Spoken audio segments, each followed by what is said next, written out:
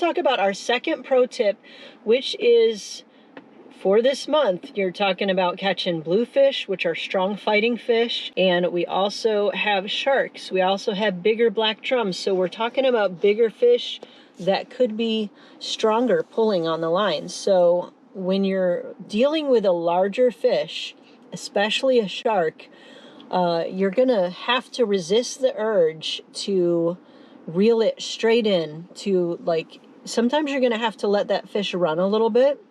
Sometimes you need to let the fish tire itself out a little bit, because if you try to horse it in, it's going to break your line. Once they slow down, let it run a little bit. Keep tension on the line for sure. Don't just let it loose because they'll pop right off. But keep the tension on the line, but let it run a little bit. Loosen your drag a bit, and then, you know, patience is the key with these larger fish. So let them run, and then when you feel like they're slowing down, they're getting tired out, then you're going to start reeling them in. You'll have a much better, much easier time with less stress on the fish too. If it's a fish you're going to release, you don't want to have that fish so stressed out that it's going to die after you release it back into the water.